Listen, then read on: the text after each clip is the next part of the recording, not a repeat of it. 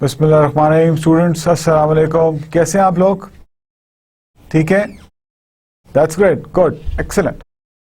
So today we are together to basically study our 29th lecture, और as you know that we are studying the strategic human resource management। और course code क्या है बताइए जी? क्या है? 557, excellent, याद हो गया आपको? That's great. So strategic human resource management का आज 29वां लेक्चर है जो कि हम डिस्कस करेंगे, और इसके अंदर हमने HR स्ट्रेटजीज को डिस्कस करना है। और हम बहुत सारी HR स्ट्रेटजीज जो है वो ऑलरेडी डिस्कस कर चुके हैं, and as you know that हम बेसिकली लास्ट लेक्चर का ओवरव्यू लेते हैं और उसके बाद हम आगे चलते हैं। तो let's formally start our lecture, और लेक्चर नंबर 29 और फिर overview of 28th lecture. Last lecture में हमने दो स्ट्रेटजीज डिस्कस की थी, जिसके अंदर हमने corporate social responsibility strategy discuss की थी, और उसके साथ हमने OD organisational development strategy discuss की थी, और फिर हमने उसके साथ एक केस स्टडी को भी डिस्कस किया था। Students, as you know that अभी तक हम जो स्ट्रेटजीज डिस्कस कर चुके हैं वो है basically human capital strategy, high performance strategy, basically these are HR strategies. So जब मैं ये अगर ह्यूमन कैपिटल स्ट्रेटजी की बात करूं या हाई परफॉर्मेंस स्ट्रेटजी की बात करूं या CSR स्ट्रेटजी की बात करूं, तो प्लीज डोंट फॉरगेट के हम बात कर रहे हैं with the perspective of human resource strategies. These are with the perspective of strategic human resource management। तो ये अपने जहन में रखना है, और आगे भी जितनी भी हम स्ट्रेटजी डिस्कस करेंगे, whether they are it's learning and development, knowledge management, talent management, resourcing, जितनी भी स्ट्रेटजीज आएंगी they are with the perspective of strategic human resource management. तो ये आपने जहन में रखना है।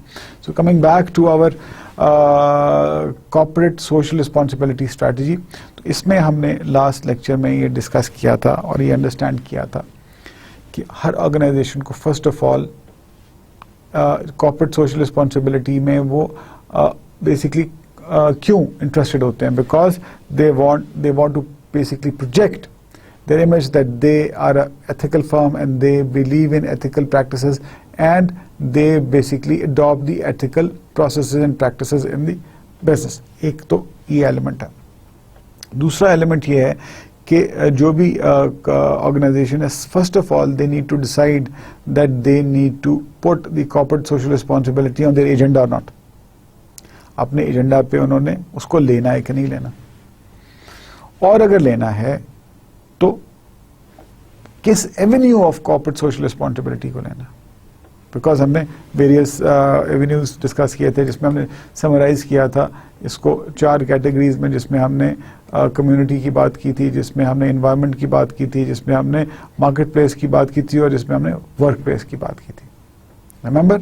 सो फिर उन्होंने देखना है कि किस एरिया में उन्होंने अपना जो HR जो कॉर्पोरेट सोशल रिस्पॉन्सिबिलिटी है, किस एवेन्यू में उन्होंने जाना है, और फिर अगेन किस हद तक जाना है, किस लेवल पे जाना है, किस लेवल पे उसको उन्होंने एंगेज करना है। तो ये बड़ी इंपॉर्टेंट चीज़ है कि ये ऑर्गेनाइजेशन जो है, ये that organisation has to decide, and this again is the decision of the top management. This again is the decision of the board of the directors or the chairman or the CEO, chief executive of the company. So ये वहीं से decision आता है। जब तक कि आपकी top level पे बाय इन नहीं होगी, टॉप लेवल पे सपोर्ट नहीं होगी, टॉप लेवल पे अंडरस्टैंडिंग नहीं होगी, उस वक्त तक आप you can not implement the appropriate strategies for the corporate social responsibility. याद रखिएगा।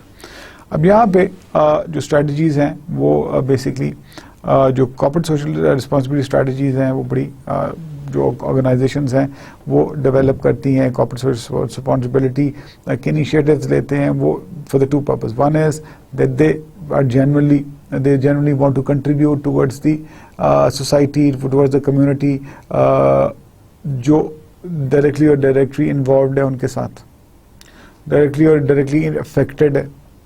एक तो ये एलिमेंट है, और दूसरा एलिमेंट ये है कि ऑर्गेनाइजेशंस जो हैं through corporate social responsibility obtain the comparative advantage, और उस कंपैरेटिव एडवांटेज से वो become the leader of the industry. फिर उसमें वो देखें, वो then with that comparative advantage which they obtain through corporate social responsibility, believe me it's the huge advantage. और वहां पे they rub shoulders with the policy makers. For example, अब आप देखें कि जो बिल गेट्स हैं, Bill Gates is focusing, the Bill Gates Foundation is focusing on the eradication of the polio, और वो they are spending huge funds throughout the world for the eradication of the polio. अब आप ये देखें कि कोई इंसान अगर किसी दूसरे इंसान को मजूरी से बचाने के लिए एफर्ट कर रहा है, so देखें it's a genuine ना, it's polio is it's a serious disease which causes the serious disability in the childhood, and a person, whosoever may be the person is, if somebody who is basically devoting his energies, his revenues, organizations, those who are basically focusing to save the lives of the people, corporate social responsibility hoti kya hai? Basically organizations try or do their best to bring value or the comfort in the lives of common man, in life of the communities, those who are directly or indirectly affected by their or related with their operations. So ये बड़ी important चीज़ ये है कि corporate social responsibility plays a very important role in the success of the business as well. ये आपके business को एक value देते हैं in terms of credibility, in terms of status, in terms of respect, in terms of reputation in the community or in the society in which they are working. So ये चीज़ बड़ी important है, and that you need to understand that. उसके बाद फिर हमने ये देखा organizational development. Organizational development is very important. So it is related with the organization and the development of the organization and the processes. So it also the organizational development strategies are also important. और इसके अंदर basically they focus on the system and processes where the people work together in harmony. They share their knowledge. They improve the system. और ये continuous basis पे ये चीज़ें improve होती रहती हैं. They basically work for the betterment of the system. तो जब ऑर्गेनाइजेशन डेवलप होगी, ऑर्गेनाइजेशन में कैपेसिटी होगी टू अडॉप्ट द चेंज, वो कैपेसिटी जो है to accept and adopt and manage the change,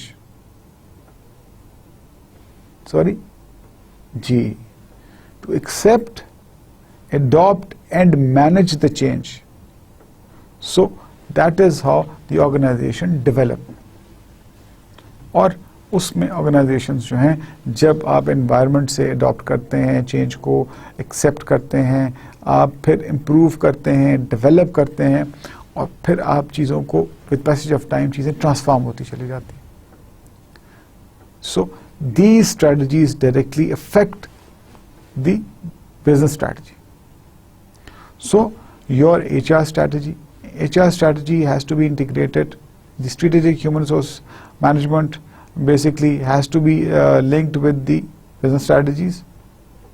और आपकी जो corporate social responsibility strategies हैं, और even the organizational development strategies, that has to be integrated with the business strategies as well as the human resource strategies. और उसी से आप effectively then you can basically put all these strategies into practice, and then you ultimately gain the comparative advantage or effectiveness in your basically operations, and effectively you achieve your goals, objectives, whatever the goals and objectives of your organization is. Bottom line is to achieve the ultimate objectives of the organization. So हमने अब ये थोड़ा सा review लिया और now we will basically start our today's और हमने case study भी लास्ट डिस्कस की थी और उसमें भी हमने यही देखा था कि तीन हमने मुख्तलिफ जो बड़ी कंपनीज हैं, तीन बड़े ब्रांड्स हैं जिसमें गूगल है, स्क्रिप्स है और बेसिकली यूपीएस है, उनके जो उसमें जो एचआर प्रैक्टिसेस यूज़ की जाती हैं, जो अप्लाई होती हैं, उनका जो बेसिकली इफ़ेक्ट है वो ऑर्गेनाइजेशन पे क्या है। और हमने ये देखा कि जो एचआर प्रैक्टिसेस गूगल हैं, स्क्रिप है या यूपीएस है, मुख्तलिफ सेक्टर्स हैं, मुख्तलिफ इन्वायरमेंट है, मुख्तलिफ कल्चर है, मुख्तलिफ एचआर पॉलिसीज़ हैं, प्रैक्टिसेस हैं, डफ टेल की हुई उन्होंने, but focusing on the environment. और वहाँ पे उन्होंने वो एक कल्चर, एचआर कल्चर डेवलप हुआ और वहाँ पे वो जो पॉलिसीज़ हैं that impacted on the growth of the companies, and then they basically become the leaders in their own categories. So let's move ahead with our HR strategy. और आज जो हम strategy discuss करेंगे that is employee engagement strategy. So employee engagement strategy is a very interesting strategy. Ji, employee engagement strategy. आज हम basically कोशिश करेंगे कि आज हम एम्प्लॉय इंगेजमेंट स्ट्रैटेजी भी डिस्कस कर लें, नॉलेज मैनेजमेंट स्ट्रैटेजी भी डिस्कस कर लें और एम्प्लॉय रिसोर्सिंग स्ट्रैटेजी को भी डिस्कस करें। तो हमारी कोशिश ये है कि आज तीन स्ट्रैटेजीज जो हैं हम कवर कर लें। So let's hope for the best. और मुझे आप लोगों की इंगेजमेंट और इन्वॉल्वमेंट चाहिए। सो एम्प्लॉय इंगेजमेंट स्ट्रैटेजी के साथ साथ मुझे स्टूडेंट इंगेजमेंट स्ट्रैटेजी को भी अडॉप्ट करना है। और मुझे लग रहा है कि आप आज थोड़े से इंगेज हैं कि नहीं है, बताएं जी मुझे। इंगेज हैं, फोकस्ड हैं, अटेंटिव हैं, कमिटेड हैं कि नहीं है? ओके, दैट्स गुड कि आप कमिटेड भी हैं। चलें, that's good and it's honour for me that you all are committed and engaged as far as the strategic human resource management is concerned. So let's move ahead. So employee engagement strategy. So again हम वापस आते हैं अपने उस पूरे graph के ऊपर और हम देखते हैं कि ये जो है employee engagement strategy जो है ये हमारे पास यहाँ पे मौजूद है। So let's move ahead. So employee engagement strategy, और इसमें employee engagement strategy में basically how it is explained, let's go through it. Engaged people at work are positive, interested in and even excited about their jobs and prepared to go extra mile to get them done to the best of their ability. अब हम क्या बात कर रहे हैं कि जो engaged employee होगा ना, वो बड़ा जो एंगेज होगा पॉजिटिवली, वो इंटरेस्टेड होगा और एक्साइटेड होगा, वो इंटरेस्टेड होगा और एक्साइटेड होगा। जब आप लेट से पहले दिन अगर आप में से बहुत सारे लोग पहले दिन जब जॉब पे गए होंगे तो बड़े एक्साइटेड होंगे, ज़बरदस्त, लेट्स गो, और पता नहीं क्या होगा, एक्साइटेड हैं। लेकिन जब आप जाते हैं तो पहले दिन तो कोई काम ही नहीं होता करने को, आप परेशान रहते हैं कि यार मैं किधर आ गया हूँ। तो आस्ता आस्ता you adopt environment and but basically जो एम्प्लॉयज़ हैं, जो इंगेजमेंट स्ट्रैटेजी है ना, वो बड़ी इंपॉर्टेंट है। इंगेजमेंट स्ट्रैटेजी से you get the unique advantage. और वो अगर ह्यूमन रिसोर्स इंगेजमेंट स्ट्रैटेजी अगर आपकी सक्सेसफुल है, human resource strategy, if the human resource strategy of the organization is successful, it is so powerful that it gives you the unique advantage.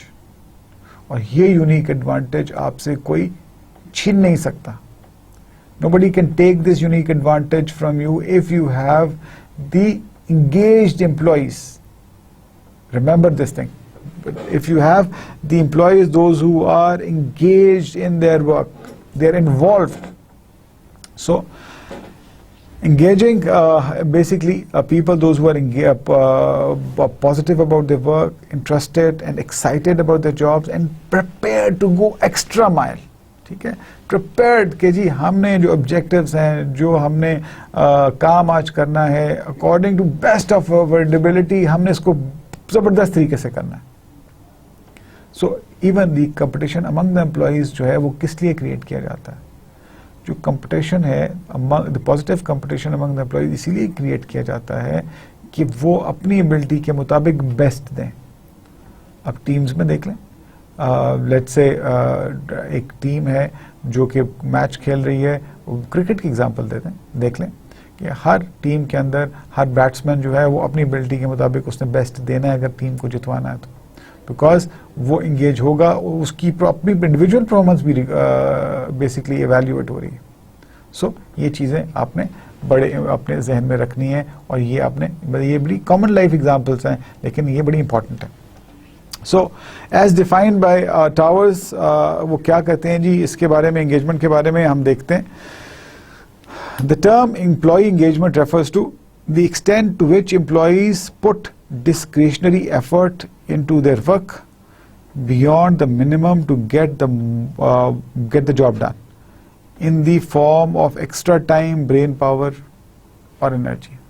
अब हमने जो बात की discretionary work की, going extra mile की, ये बताएं जी क्या है? What is basically discretionary work और going extra mile? आप में से कितने लोग जो हैं वो अपने काम में दे गो एक्स्ट्रा माइल? अच्छा ये मुझे बताएं कि आप में से कितने लोग हैं जो जब पढ़ने बैठते हैं और उनके पास और भी बहुत सारे काम होते हैं, लेकिन वो बेसिकली कितने लोग कहते हैं कि नहीं आज हमने ये ख़त्म करना है, आज हमने ये टॉपिक पढ़ना है और उसको ग्रास्प करना है? कितने लोग हैं? और बाकी सब चीज़ें छोड़ देते हैं. एक बहुत अच्छा टेलीविज़न पे कोई प्रोग्राम चल रहा है, कोई फिल्म चल रही है और वो आपने सेक्रीफाइस कर दी और आपने कहा नहीं आपने ये बैठ के ये आज पढ़ना है. और कितने लोग हैं बताएं मुझे? बहुत कम लोग हैं. मुझे बहुत कम लोग नजर आ रहे हैं, बहुत कम हैं. यस, ये एक बेसिकली सेटिस्फेक्शन है कि यस देयर आर पीपल दो दे आर स्टूडेंट्स एंड के जो सब काम छोड़ के वो सिर्फ बेसिकली ये कह रहे हैं कि नहीं आज हमने ये पढ़ना है, हमने ये अच्छे तरीके से समझना है. वो स्टूडेंट्स हैं और I think we should take pride in on those students. लेकिन बहुत सारे स्टूडेंट्स ऐसे हैं जो बाकी चीज़ों पे फोकस करते हैं, पढ़ाई को तो इतना सीरियस नहीं लेते. बट माई रिक्वेस्ट इज़ कि if you want to make use if you want to basically become a good professional, you should focus on whatever you're doing. अगर आप ने बाकी को काम करना है तो फिर छोड़ दें पढ़ाई को, फिर उस वक्त पढ़ने के बाद तो उस वक्त वो काम कर लें. लेकिन जब आपने पढ़ना है तो उस वक्त फिर बाकी चीज़ों को छोड़ दें और फोकस करें पढ़ाई में. इसी तरह जब हम एंगेजमेंट की बात कर रहे हैं, ठीक है, जब आप एंगेज्ड होंगे, जब आप मोटिवेटेड होंगे, जब आप बेसिकली इंटरेस्टेड होंगे और आपको चीज़ें जब समझ आनी शुरू हो जाएंगी, समझ आ रही होंगी, तो आप ज़्यादा इन्वॉल्व हो जाएंगे. जब ज़्यादा इन्वॉल्व होंगे तो आपके अंदर एक कमिटमेंट आएगी. जब आपके अंदर कमिटमेंट आएगी तो एक ओनरशिप डेवलप होगी. जब आपके अंदर ओनरशिप डेवलप होगी तो आप रिजल्ट अच्छे देंगे, आप स्ट्राइव करेंगे, आप मेहनत करेंगे.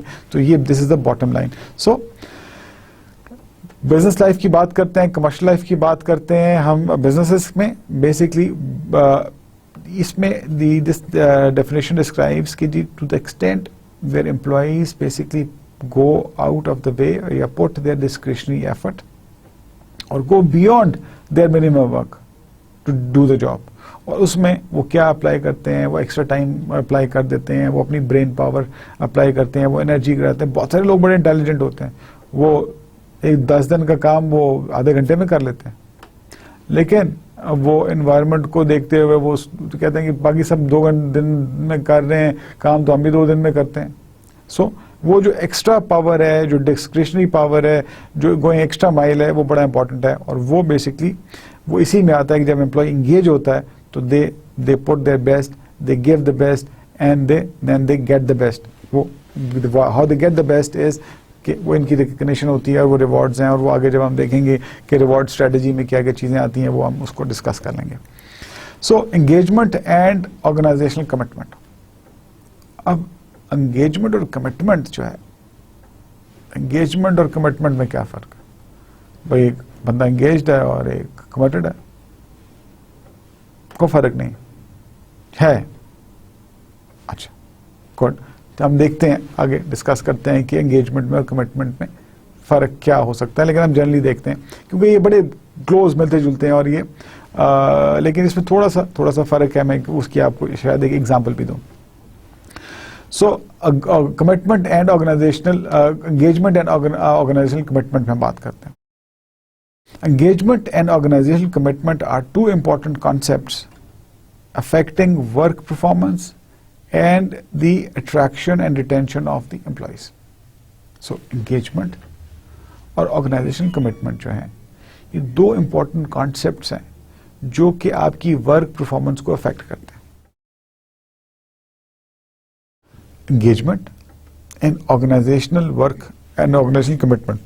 So engagement and organizational commitment जो है, these two concepts affect your work performance and attraction and retention of the employees. कि आपने आपके जो employees हैं वो attract और retain जो है वो भी उनकी भी वो भी affect होते हैं। So ये engagement and commitment are very important elements. They are indeed closely linked. दोनों closely linked हैं। High organizational commitment can increase engagement.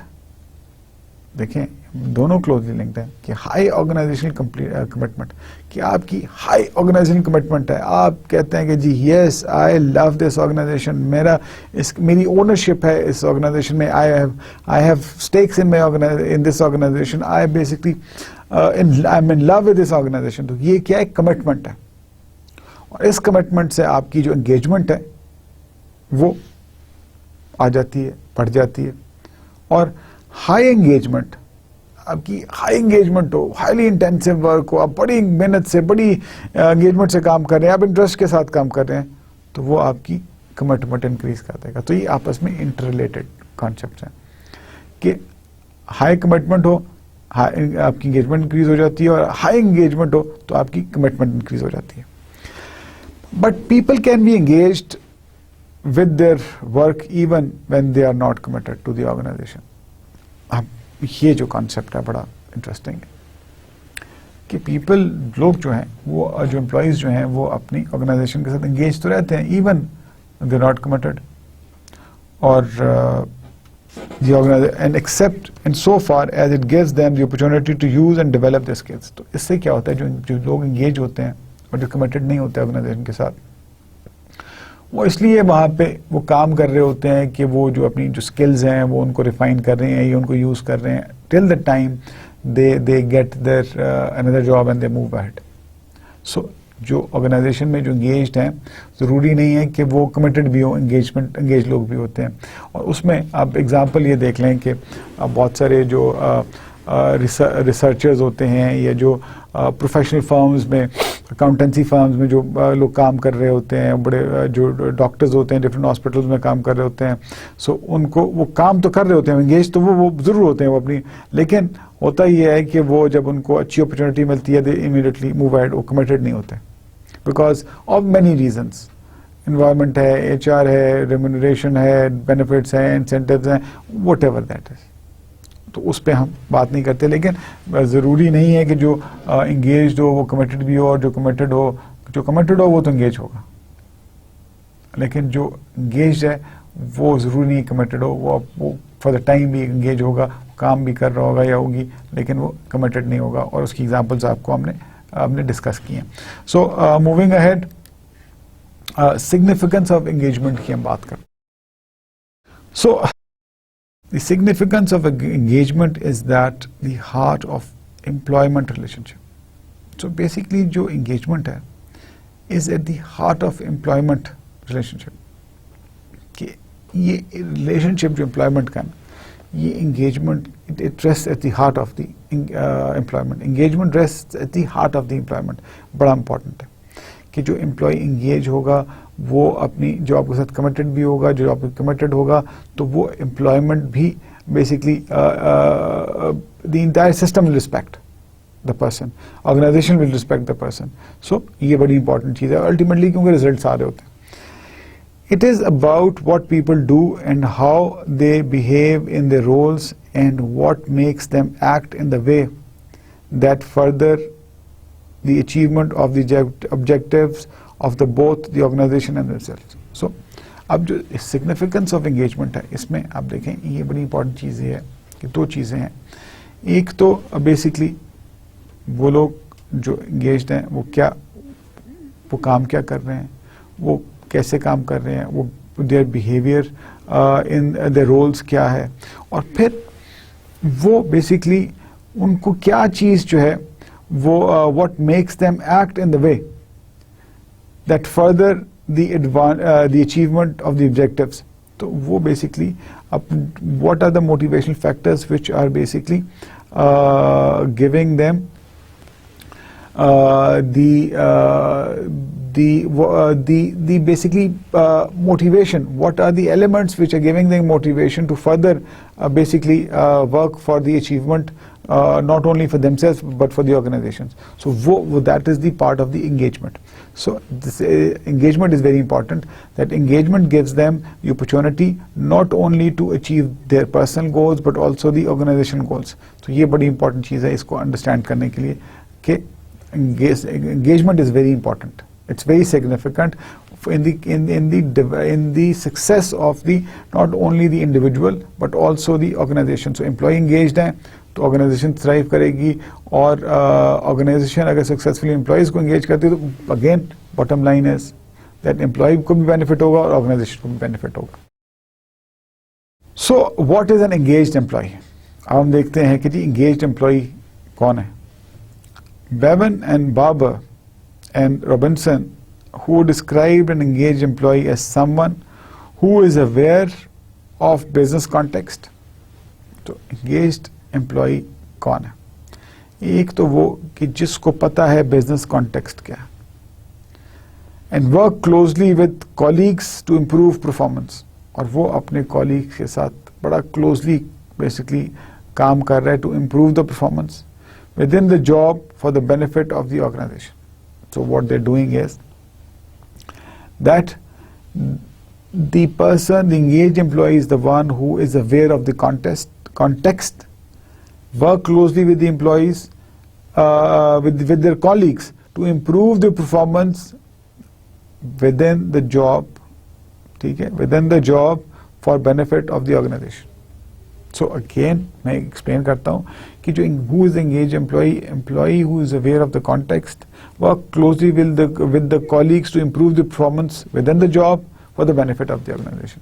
So वो अपने context को भी समझता है, अपने colleagues के साथ मिलके काम भी करता है to improve his or her job for the benefit of the organization. So उस employee को हम engaged employee कहते हैं. What are the factors that influence engagement? अब हम उन factors को देखते हैं कि जो influence करती है engagement को देखते हैं. Two key elements that have to be present if genuine engagement is to exist.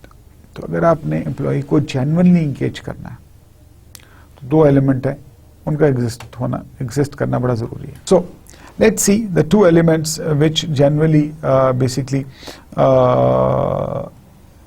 engage the employees.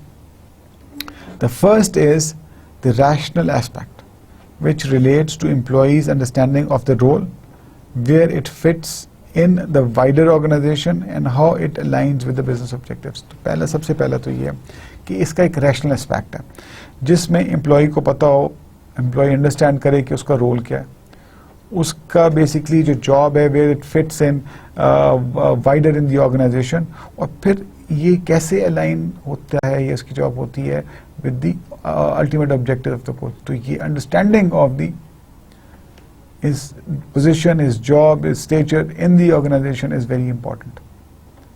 Until and unless that understanding is there तो वो एम्प्लॉय एंगेज ही नहीं होगा. Ultimately he has to see the complete picture.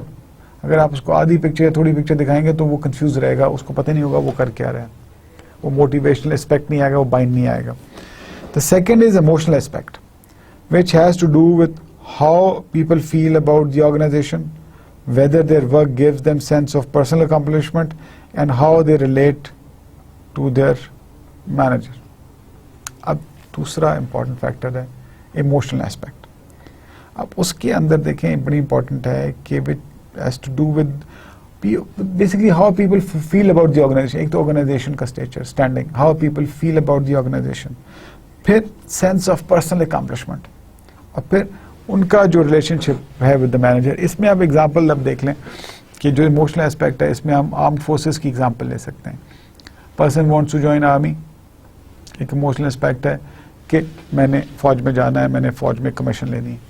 सो इसमें सबसे important ये है कि how nation looks at the army. फौज रिस्पेक्ट करती है, फैमिली लोग रिस्पेक्ट करते हैं, एक बड़ा ऑनरेबल प्रोफेशन है. And then self of personal accomplishment के yes I will go and defend my homeland, defend my motherland. ठीक है, तो वो एक अनदर सेंस ऑफ अकम्पलिशमेंट है. तो एक एलिमेंट ये है इमोशनल एलिमेंट कि लोग क्या वैल्यू करते हैं जब बंदा जाता है कि oh he is from this profession, तो लोग उसको रिस्पेक्ट करते हैं. He is with this organisation, तो लोग रिस्पेक्ट करते हैं. दूसरा ये है कि सेंस ऑफ पर्सनल अकम्पलिशमेंट कि जो वो जॉब कर रहा है उसकी वो how it feels about that job, उसकी पर्सनल अकम्पलिशमेंट है. और फिर दूसरा ये है कि जिस ऑर्गेनाइजेशन में काम कर रहा है उसका रिलेशनशिप उसके बॉस के साथ क्या है. तो ये चीज़ें मैटर करती हैं. तो हमने देखा एक रैशनल एस्पेक्ट है और दूसरा इमोशनल एस्पेक्ट है. So facts that influence the level of engagement. तो अब हम देखते हैं वो factors that influence levels of engagement. So let's look at the work itself. So basically अब हमें वो देखने हैं कि जो वो फैक्टर्स जो कि इन्फ्लुएंस करते हैं लेवल ऑफ एंगेजमेंट वो क्या है. पहला, work itself.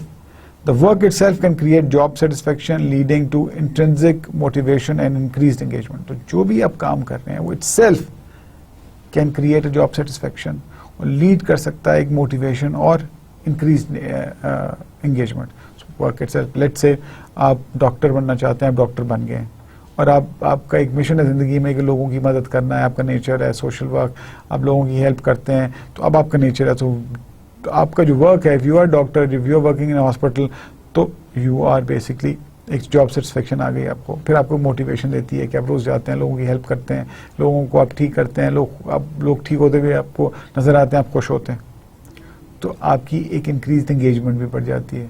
सो ये एक बड़ा इंपॉर्टेंट एलिमेंट है जो कि वर्क इटसेल्फ आपको प्रोवाइड करता है. और जो भी आपका नेचर है, जो भी आप जो आप पर्सनालिटी आपकी और जिस प्रोफेशन में फिट होती है, तो ultimately work itself gives you the level of engagement.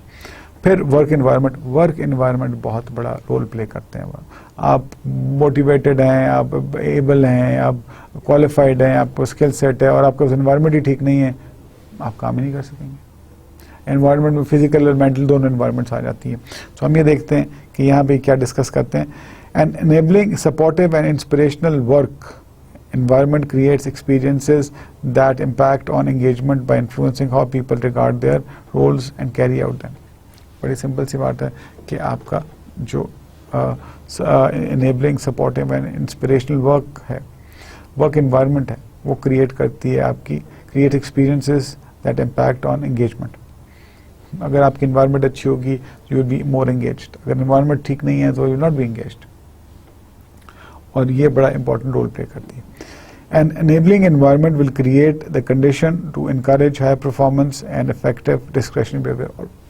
Obviously, enabling environment होगी, आपको peace of mind होगा, आपके पास proper facilitation होगी, तो उससे आपका क्या, it will encourage the high performance culture, it will encourage high performance and basically promote the discretionary and effective behavior. ये बड़ा simple और क्लियर स्टेटमेंट है and you need to understand that. ये बहुत इंपॉर्टेंट है. Work environment plays a great role. आप मुझे बताएं जी कि ये आर्ग्यूमेंट सही है कि work environment plays great role in the influence the element of engagement. सब कह रहे हैं गुड, वेरी गुड. यस, बिल्कुल, it's true. It's a fact that work environment plays a tremendous role in the is the most important influencing factor in the engagement. Then comes leadership. The degree to which jobs encourage engagement and positive discretionary behavior very much depends upon the ways in which job holders are led and managed. Again, leadership is very important. अब ये देखते हैं कि जो भी जो आपके subordinates हैं, अगर आपका लीडर लेट्स से आपका मैनेजर है, if you are in a department, आपका मैनेजर है, तो वो अगर आपका जो मैनेजर है वो आपको इनकरेज करता है, मेंटर करता है, आपको सपोर्ट करता है, आपको एक कंफर्ट लेवल देता है, आपको एक एनवायरनमेंट देता है, तो you will definitely feel engagement, you will definitely feel obliged, human nature. अगर आपको वो ये सब चीज़ें इसके पॉजिटिव होती हैं तो यू विल डिमोटिवेटेड, आप काम ही नहीं करेंगे कि यार पता नहीं मैंने नौकरी करनी भी है कि नहीं करनी। सो ये बड़ा important element. Opportunities for personal growth, of course engagement this is a very important factor, कि अगर आपके पास ऑर्गेनाइजेशन में अपॉर्चुनिटीज हैं for personal growth, you will be more engaged because personal satisfaction आती है। So the opportunities to grow and develop is a motivating factor that directly impacts on engagement when it is an intrinsic element of the work. Obvious है, बड़ा important है कि आपकी opportunities अगर आपके personal growth की हैं तो you will highly engaged. Opportunities to contribute, again, अगर आपके पास एक ह्यूमन एलिमेंट है कि अगर आपके पास अपॉर्चुनिटीज हैं to contribute to something good, so आप ज़्यादा एफर्ट करेंगे, आप ज़्यादा उसके अंदर इन्वॉल्व हो जाएंगे। So engagement will improve. So engagement is enhanced if employees have the voice that is listened to. This enables them to feel their ideas and views upward and feel that they are making a contribution. So अगर employees को ये एहसास हो जाए कि वो contribution कर रहे हैं तो वो डेफिनेटली इंगेज होते हैं, एक लॉयल्टी डेवलप होती है, एक ओनरशिप डेवलपमेंट होती है और एक रिलेशनशिप डेवलप होता है। So here we conclude our engagement strategy, और इसमें हमने देखा है कि एंगेजमेंट स्ट्रैटेजी में engagement strategy is very important strategy in as far as human resource, strategic human resource is concerned, because if you have motivated, engaged employees, it will help you in gaining the strategic advantage. और ये advantage जो है aligned with your goals, you will definitely be productive and profitable. So हमारा जो next अब HR strategy है वो है basically knowledge management strategy. It's also a very interesting strategy. Let's go and see what is the knowledge management strategy. Again अगर हम देखेंगे इस पूरे सिनेरियो में तो यहाँ पे हमें knowledge management कहाँ मिलेगी जी, मुझे बताएं। या this is the knowledge management strategy. तो हमने बेसिकली ऑर्गेनाइजेशन की बात की, ओडी की ऑर्गेनाइजेशन डेवलपमेंट की बात की, हमने ह्यूमन कैपिटल की बात की, हमने कॉर्पोरेट स्ट्रेटजी की बात की, हमने इंगेजमेंट की बात की, और अब हम बात कर रहे हैं नॉलेज मैनेजमेंट की। सो knowledge management strategy, basically what is knowledge management strategy, let's look at it. Knowledge management strategy aims to capture an organization's collective expertise and contribute it to wherever it can achieve the best payoff. अब knowledge management है क्या? आपको पता है knowledge management क्या है? Okay, कुछ लोगों को पता है, कुछ लोगों को नहीं पता। Basically, knowledge management basic is organization के अंदर you establish a mechanism where basically the experiences, the knowledge is basically organized in a way कि आपके जो लर्निंग प्रोसेस है, आपके एक्सपीरियंसेस जो लोगों के हैं, जो प्रोसेसेस हैं, दे आर रिकॉर्डेड और फिर they are shared and they are practised. So ये एक रेपोजिटरी बन जाती है बेसिकली आपके लिए ऑर्गेनाइजेशन में एक्सपीरियंस, डिफरेंट लोगों के एक्सपीरियंसेस की, कुछ रिटन होते हैं, कुछ नहीं होते हैं, फिर then you record all those experiences और फिर आप एक्वायर करके आप उनको फिर एक प्रैक्टिस में जब लाते हैं तो वो आपको आपके सिस्टम में एफिशिएंसी लेके आते हैं। तो लेट्स सी यहाँ पे ये क्या कह रहे हैं। Knowledge management is Knowledge management strategies aim to capture an organization's collective expertise. तो ऑर्गेनाइजेशन की जो collective expertise है यहाँ पे वो कैप्चर करते हैं और फिर डिस्ट्रीब्यूट करते हैं wherever it can achieve a big payoff. तो जहाँ पे इनको फ़ायदा होता है वो वहाँ पे ये उसको वहाँ पे बेसिकली यूज़ करते हैं इसको, इस नॉलेज को, इस एक्सपर्टी को। सो ट्रस्टलर जो है वो basically according to him the capacity to gather, lever and use knowledge effectively. So सबसे पहले तो गैदरिंग ऑफ नॉलेज बड़ा एक इम्पॉर्टेंट टास्क है कि आपने जो भी नॉलेज है ऑर्गेनाइजेशन के अंदर वो आपने कैप्चर करना है, फिर आपने उसको लीवर करना है और फिर आपने उसको यूज़ करना है. सो ये बड़ा इम्पॉर्टेंट एलिमेंट है. और अगर ये आप के पास इफेक्टिव कैपेबिलिटी हो और आप उसको इफेक्टिवली जो है वो आपका ये एक कंपैरेटिव एडवांटेज बन सकता है. Because knowledge, if you use knowledge effectively, it definitely gives you the comparative advantage. So, हम दोबारा इसको पढ़ते हैं.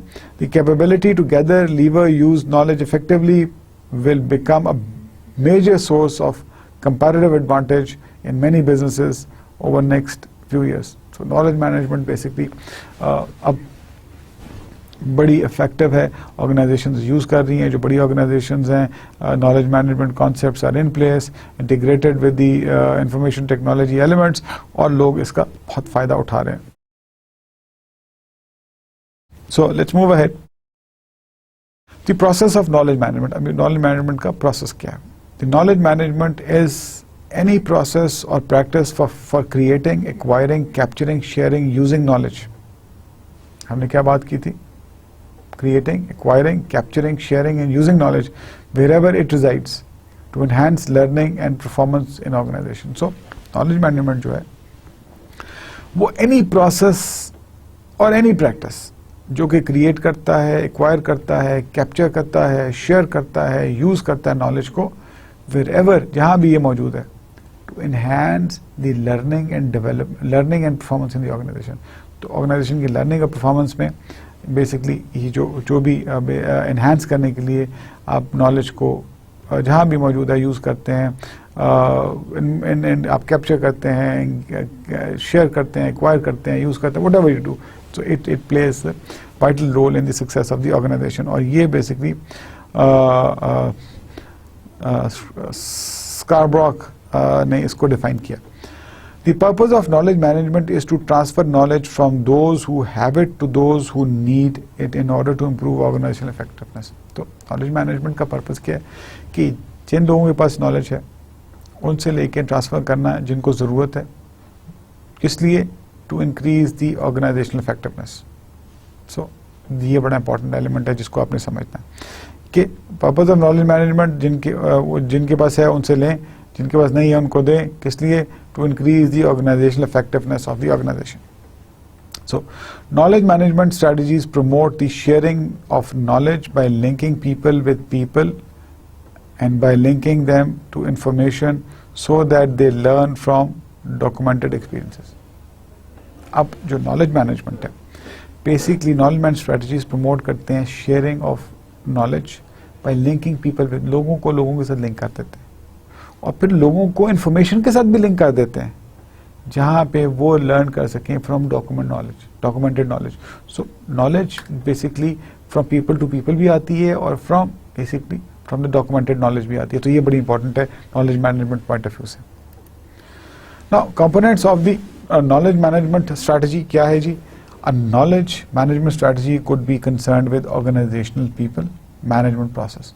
सो organisational people management process that help to develop an open culture in which the values and norms emphasizes the importance of sharing knowledge and facilitate knowledge sharing through networks. तो यहाँ पे different components जो components हैं of the knowledge management strategy वो ये हैं कि basically organizational people management processes, ठीक है, that help develop open culture. तो एक तो जो ऑर्गेनाइजेशनल पीपल मैनेजमेंट प्रोसेसेस हैं that help develop in open culture, जिसके अंदर वैल्यूज एंड नॉर्म्स को एम्फसाइज किया जाता है, the importance of knowledge, sharing of knowledge, जहाँ पे शेयरिंग ऑफ नॉलेज को एज ए वैल्यू लिया जाता है और फिर facilitate knowledge sharing through networks, और फिर वहीं पे फैसिलिटेट करते हैं नॉलेज शेयरिंग को थ्रू डिफरेंट नेटवर्क्स. तो ये बड़ा इंपॉर्टेंट है, इसको अंडरस्टैंड करना है आपने. Now here we conclude the knowledge management. और इसमें हमने देखा है कि नॉलेज मैनेजमेंट के लिए wherever it is required the knowledge management is basically people, those who have knowledge, to take knowledge from them, give them those who need for the ultimate better execution of the work for the benefit of the organization. और फिर हमने ये देखा कि knowledge management में wherever there is knowledge, wherever it's needed, whether you can acquire it, you create it, you have to use it, wherever it is required for the business processes, to improve the business processes, to effectively basically execute. So the next strategy we have here with us is the employee resourcing strategy.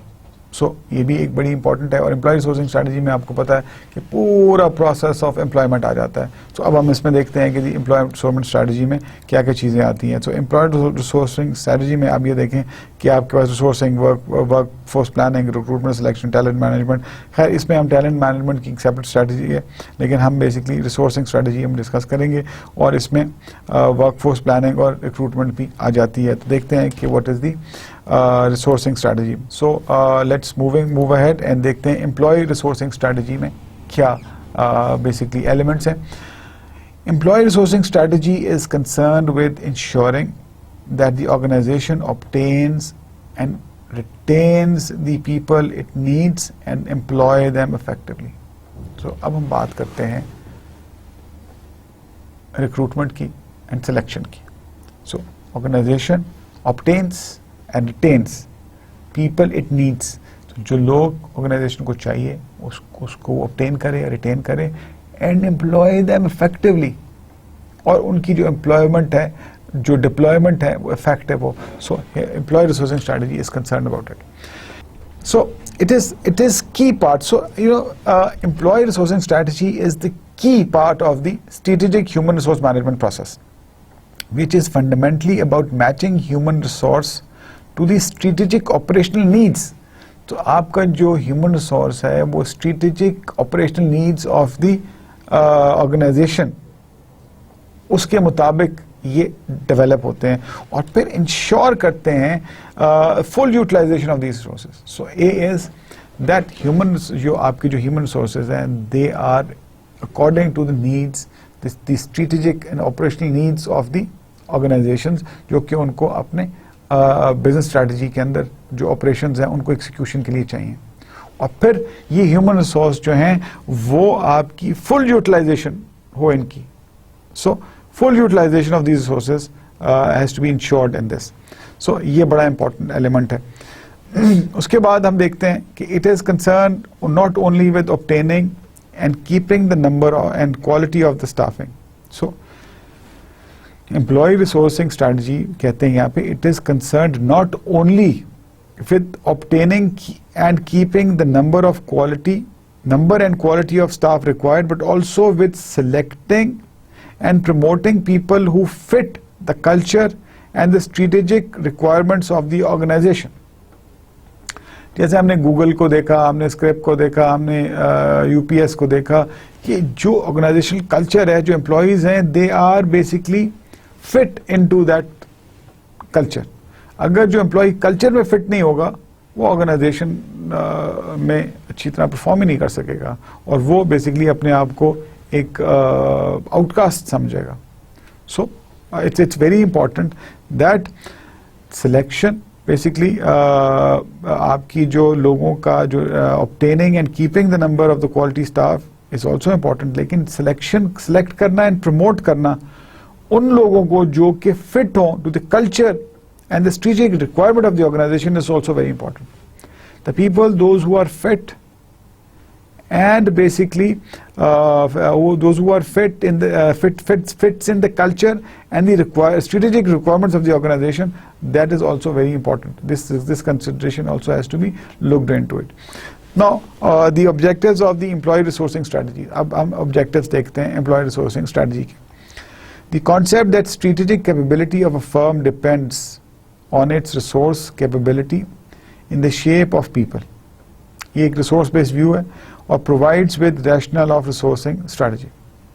So the objective of employee resourcing strategy is the concept that strategic capability of firm depends on its resource capability. So ये जो resource जो strategic concept है उसमें ये है कि जो company का जो स्ट्रेटेजिक कैपेबिलिटी है डिपेंड करती है उसकी रिसोर्स कैपेबिलिटी में. और यहाँ पे हम देखते हैं जो resourcing strategy employ resourcing strategy है with particular to the resource based view and that is the capability of the organisation in terms of the human capital human resource. The aim of this strategy is therefore to ensure that firm achieves competitive advantage by employing more capable people than its rivals. So यहाँ पे बड़ी simple सी बात है, बड़ी logical सी बात है कि इस स्ट्रेटजी का जो फंक्शन है, जो मकसद है, that is to ensure that firm achieves competitive advantage by employing capable people than its rivals. अगर आपके पास capable employees होंगे more capable than your rivals, तो definitely you will have the comparative advantage. तो उससे आपको एक benefit आता है. तो ये basically these are the objectives of the employee resourcing strategy. Then the components of the employee resourcing strategy. अब हम components को discuss करते हैं. The components of employee resourcing strategy as considered are, अब वो देख लेते हैं. Human resource planning. So human resource planning is very important. अगर आपके पास ह्यूमन रिसोर्स प्लानिंग ठीक नहीं है, जैसे हमने आई थिंक 1-2 लेक्चर पहले देखा था कि issues of human resource planning, तो देन आपकी फोरकास्टिंग ठीक नहीं होगी. फोरकास्टिंग ठीक नहीं होगी, आपको ठीक लोग नहीं आएंगे. जब ठीक लोग नहीं आएंगे तो आपको at the end of the day problems create होंगी. और अगर आपको सही ह्यूमन रिसोर्स नहीं है, आप मेरिट पे कॉम्प्रोमाइज करेंगे, आप क्वालिटी पे कॉम्प्रोमाइज करेंगे. तो जब आप ये सब काम करेंगे तो आपको कंपैरेटिव एडवांटेज थ्रू एचआर नहीं मिलने वाला. That is very important. फिर आपको किसी तरह भी कंपैरेटिव एडवांटेज नहीं मिलेगा, क्योंकि अगर आपको कंपैरेटिव एडवांटेज चाहिए तो आपको एक्स्ट्रा इनिशिएटिव चाहिए फ्रॉम द एम्प्लॉय. आपको वो एक वैल्यू एडिशन चाहिए. और अगर आप वो वैल्यू एडिशन थ्रू मशीन ले रहे हैं, थ्रू किसी और रिसोर्स ले रहे हैं, तो वो भी ह्यूमन रिसोर्स नहीं आगे उसको यूज करना है. सो आपको उसके लिए you have to have the competent employees. तो ये बड़ा important है. तो human resource planning is very important. Developing the organization's employee value proposition and its employer brand. तो ये बड़ा important है कि organization की जो employee value proposition है और employer brand, अगर आपका अच्छा brand होगा तो अच्छे लोग आएंगे आपके पास. Resourcing plans. तो preparing plans to find people from within the organization and or for learning and developing programs to help people learn new skills. तो अब आप resourcing plans आपके पास हैं कि आपने ये देखना है कि आपने you need to develop plans that you need to find people within the organization. आपने उनकी skills enhance करनी है. नई skills enhance करने के लिए आपको क्या करना है. If needs cannot be satisfied from within the organization, it involves preparing longer term plans for ensuring that recruitment and selection processes will satisfy them. So basically अगर organization में वो plans meet नहीं हो रहे तो then you prepare long term plans for further recruitment and selection, ताकि आपके future के needs को future needs पूरा करें. तो ये बड़ा important है. और फिर उसके बाद retention strategy is a crucial part कि यहाँ पे स्किल्ड ह्यूमन रिसोर्स आपको चाहिए, जहाँ पे कमिटेड ह्यूमन रिसोर्स चाहिए, तो वहाँ पे आपको रिटेंशन स्ट्रैटेजी जो है उसको भी अप्लाई करना है.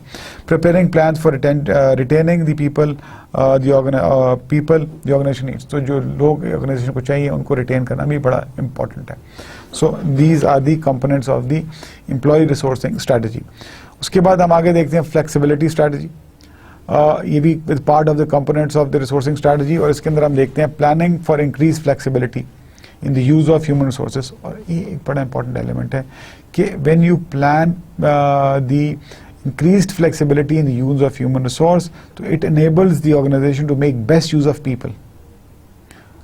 ये बड़ा इंपॉर्टेंट है कि अगर ऑर्गेनाइजेशन अपनी इंक्रीज करेगी flexibility in using the human resource, तो ये ऑर्गेनाइजेशन को बेसिकली बेस्ट आउटपुट मिलेगी और वो अपने लोगों को बेस्ट तरीके से they will utilize them in the best way.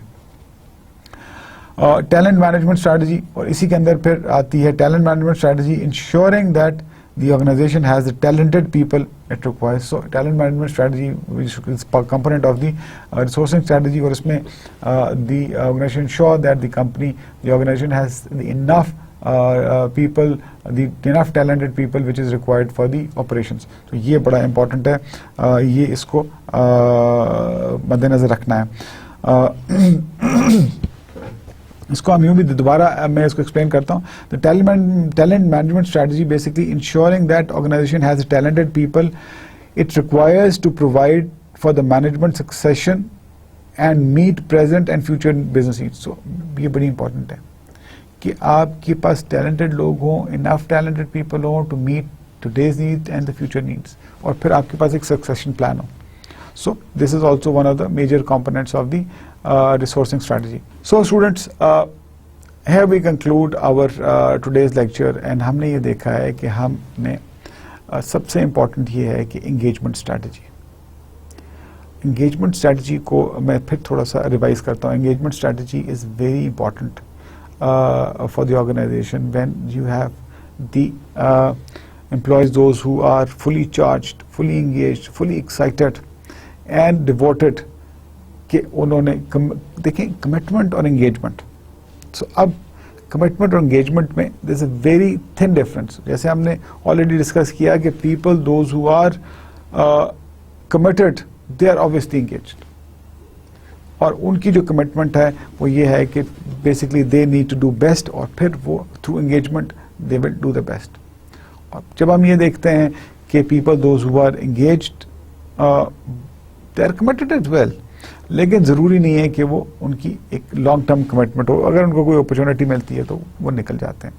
और उसकी वजह ये है कि जो आपकी जो एंगेजमेंट स्ट्रैटेजी है वो वाइटल रोल प्ले करती है आपको एक कंपैरेटिव एडवांटेज दिलवाने के लिए इंडस्ट्री में. If you have engaged employees they will become your strength. The reason is these employees are motivated employees. These employees have skills, और फिर they take satisfaction in their work. ठीक है? They feel that there is a self of accomplishment.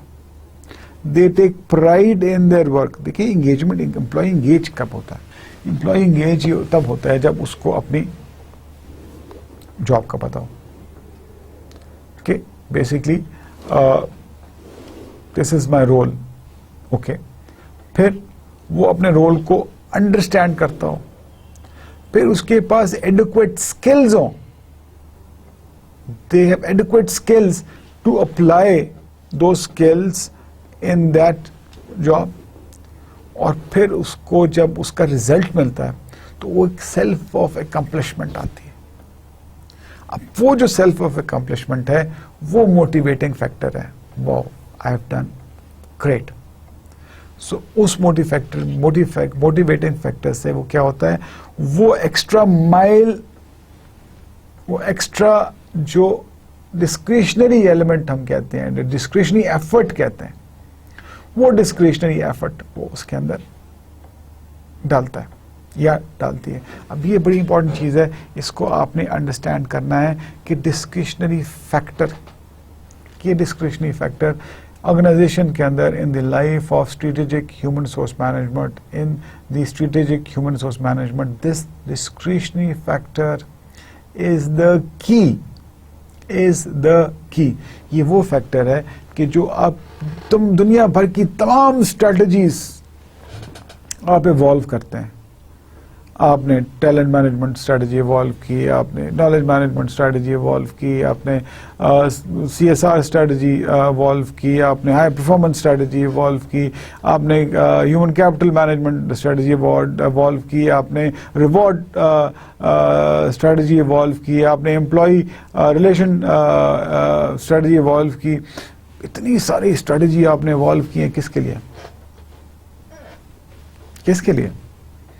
कि आपका जो human resource है, जो भी ह्यूमन रिसोर्स आप जो आपका ह्यूमन कैपिटल है, जो भी आपका ह्यूमन कैपिटल है, that should basically help the organization in line with its business strategy, achieve the strategic goals, objectives of the organization with the minimum possible resources with efficiency and gives you a comparative advantage to for enhanced productivity and profitability. ये इसीलिए सब चीजें होती है ना. अब ये सब चीजें जब आप करते हैं तो किसके लिए आप करते हैं?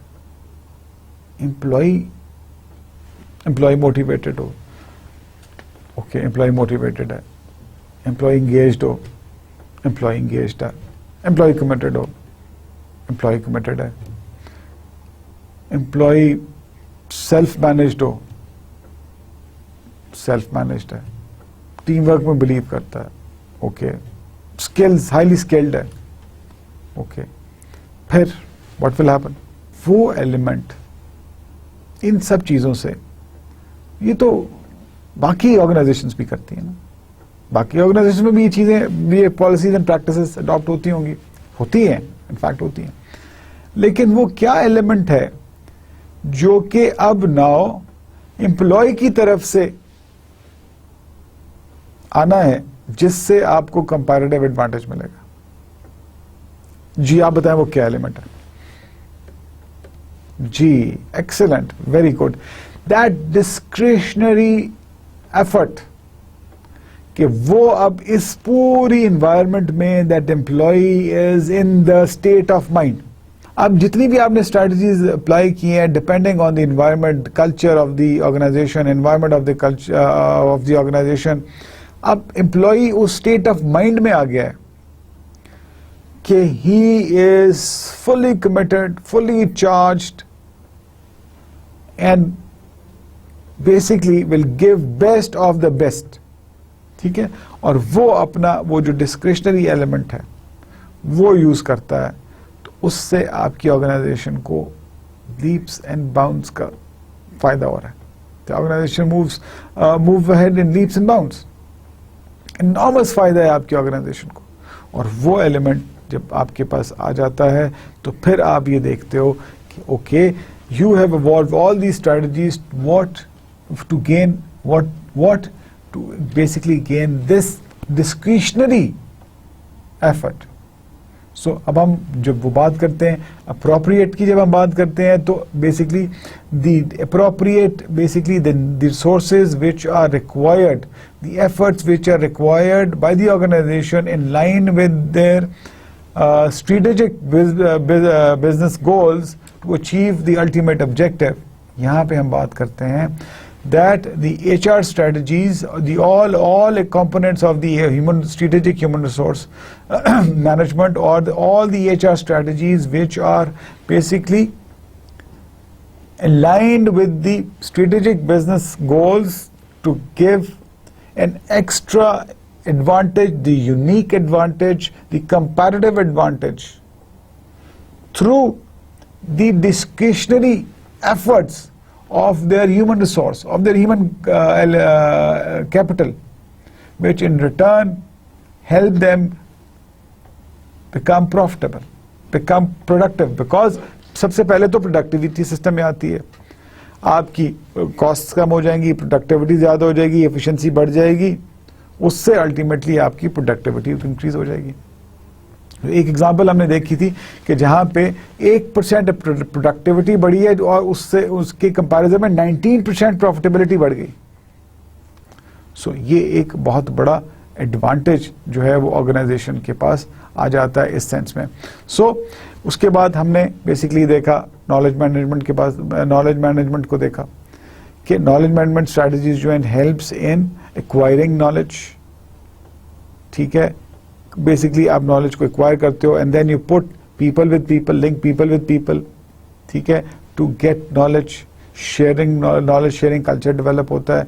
Then you put people with the documented knowledge, वहां से आप नॉलेज गेन करते हैं. So then wherever organization needs that knowledge to be applied for achieving the ultimate goals of the organization, the objectives of the organization in line with their strategic business objectives.